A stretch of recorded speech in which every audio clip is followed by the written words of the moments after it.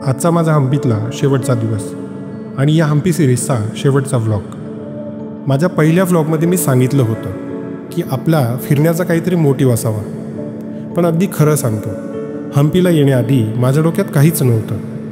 मी हम्पीला का चाललो आहे याचा कुठलाच क्लिअर मोटिव्ह माझ्याकडे नव्हता, पण आज हम्पीतल्या शेवटच्या दिवशी मला माझ्या प्रवासाचा मोटिव्ह क्लिअर होतो। आपण आयुष्यभर आपल्या एका बंदिस्त विश्वात जगत असतो, पण त्या पलीकडे सुद्धा जग आहे आणि ते आपल्याला बघता आलं पाहिजे, कारण हीच एक गोष्ट आहे जी आपल्या जगण्याला नवा दृष्टिकोन देत असते।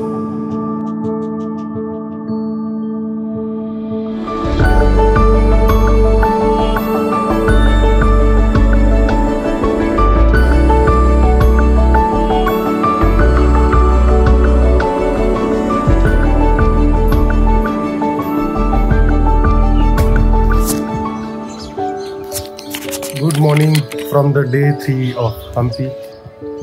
आज माझी दुपारी ट्रेन आहे 2 वाजेची, त्याच्यामुळे मी सकाळी सकाळी माझ्या होमस्टेमधनं चेकआउट केलं। आता मी विरूपक्ष मंदिराच्या बाजूचा जो पर्वत आहे हेमकुटा पर्वत, तिथं आलो आहे।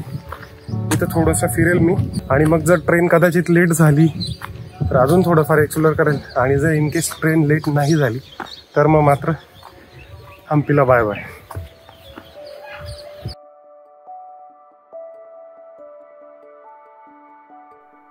मागच्या 2 दिवसापासून गजबजलेलं हम्पी आज मला एकदम शांत शांत का वाटत होतं? कदाचित माझा हम्पीतला आजचा शेवटचा दिवस होता म्हणून मला असं होत असेल।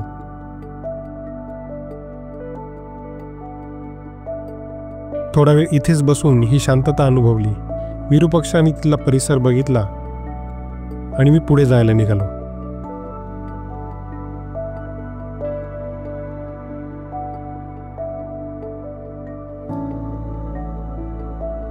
हेमकुटा पर्वताच्या दुसऱ्या बाजूला आपण उतरलो की जवळच आपल्याला सासुवे कालू गणेश आणि कृष्ण मंदिर बघायला मिळतं।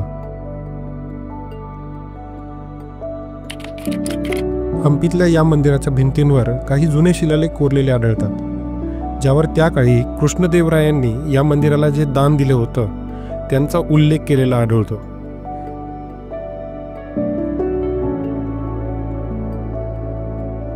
आणि याच मंदिराच्या समोर आपल्याला हम्पीतली एक सुंदर जागा बघायला मिळते, ती म्हणजे कृष्ण बाजार।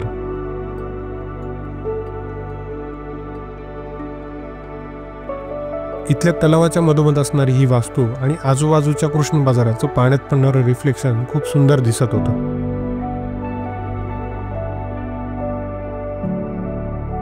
इथून पुढे माझी पावलं वळली प्रसिद्ध नरसिंह शिल्पाकडे।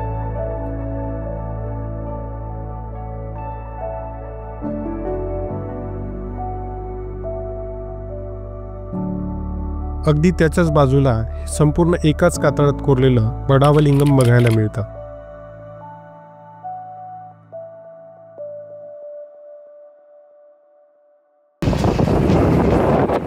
नासिक से आया मैं, महाराष्ट्र। कमलापुर से हॉस्पिटल के लिए बस होती है क्या? बहुत है ना। वो राउंड गए तो कमलापुर है 8 किलोमीटर है। चलो भैया, थँक्यू।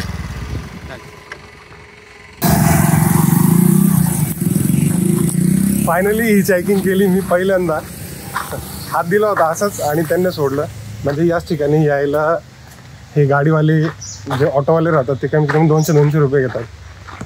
तुमचा भाई फुकटात आला।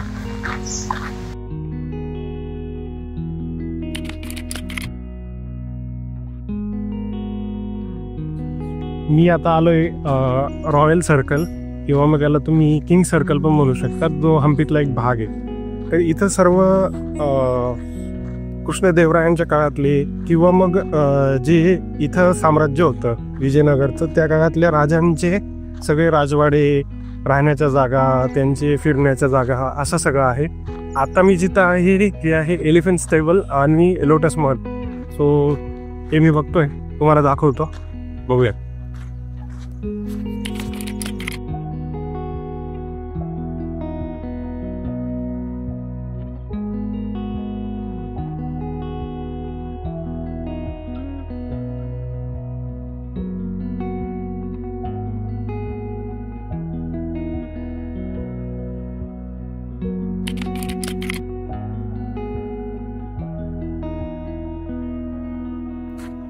मी आता आहे, ही जागा आहे हत्तीखाना, एक प्रकारे एलिफंट स्टेबल म्हणतात इंग्लिशमध्ये, पण आपण मराठीत त्याला हत्तीखाना म्हणूया. तर आपल्या स्वराज्यातून महाराजांच्या गडकिल्ल्यांवर हत्ती ठेवण्यासाठी जागा असायच्या. सो इथं पण त्यात प्रसिद्ध हत्तींसाठी मोठ्या मोठ्या खोल्या केलेल्या आहेत आणि छान आहे, आर्किटेक्चर छान आहे या जागेचं.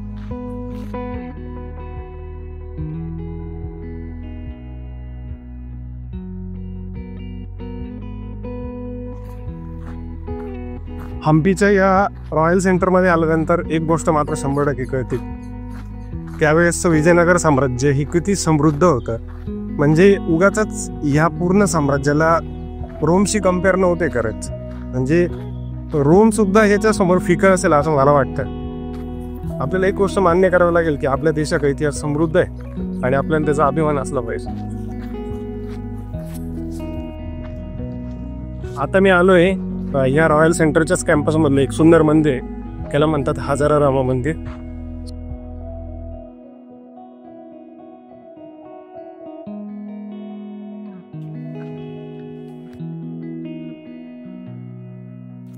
ओके, मला आत्ता त्या इथला जो बाहेर इन्फॉर्मेशनचा बोर्ड आहे तो वाचल्यावर कळालं हे ॲक्च्युली रामायणातले सीन आहेत. म्हणजे रामायणाचं जे शेवटचं युद्ध आहे त्याच्यातले काही युद्ध प्रसंग इथं कोरलेले भारी ना. म्हणजे का माझ्या मते आपलं जे वेरूळचं कैलास मंदिर आहे तर त्याच्यावर पण सेमच आहे, त्याच्यावर पूर्ण रामायणच कोरलंय.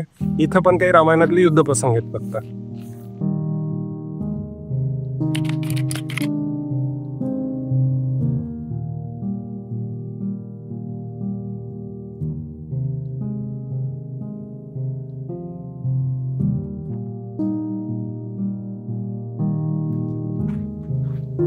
रामायणाच्या काळातली ही किष्किंधा नगरी, म्हणजे आता आपण त्याला हम्पी म्हणतो, अंजनाद्री पर्वत जो इथं आहे तिथं हनुमंताचा जन्म झालेला आहे. आणि मे बी त्यामुळे असेल कदाचित पूर्ण विजयनगर साम्राज्यामध्ये हनुमानाचं जे महत्व आहे एकदम अनन्यसाधारण, म्हणून प्रत्येक ठिकाणी हनुमंताची मूर्ती दिसते आपल्याला. आता मी जो फिरतोय ना हा भाग इथला पूर्ण राजवाड्याचा भाग आहे. हे पूर्ण गाव आहे एक प्रकारचं असं समजा. त्या काळामध्ये इथं राजे, त्यांचे जे काही मंत्रिमंडळ असेल, राण्या वगैरे, सो बेसिकली जे जे रॉयल फॅमिलीला बिलॉंग करत होते त्यांची सर्वांची ही निवासाची जागा.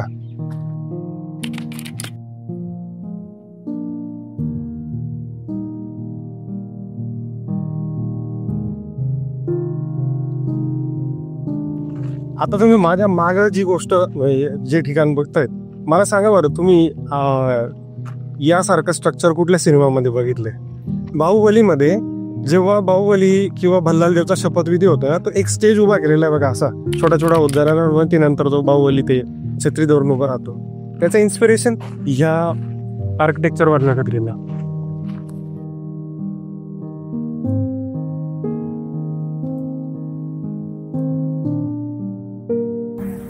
सो माझं हम्पी फिरून झालंय आणि मी आता परत निघालोय.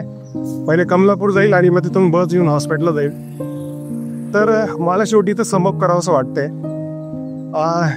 खरं सांगून आता हम्पीला येताना मला खूप कन्फ्युजन होतं डोक्यामध्ये की मी हम्पी का चाललोय. फक्त तिकीट काढलं होतं आणि बॅग घेऊन निघालो होतो. इथं येण्याचं मोटिव्ह काय हे माझ्याकडे बिलकुल नव्हतं. पण खरं सांगू तर या 3 दिवसांनी मला इतकं काही दिलंय, नवीन माणसं दिली आहेत, नवीन अनुभव दिलेले आहेत. आणि मला एक लक्षात आलं की जेव्हा तुम्ही एकटं फिरतात ना तेव्हा ठिकाण कधीच मॅटर करत नाही, तुमचे अनुभव मॅटर करतात. तुम्हाला काय अनुभव आलेले, तुम्हाला कशी लोक भेटलेली आणि त्यातनं तुम्ही अनुभव संपन्न होत असतात, समृद्ध होत असतात.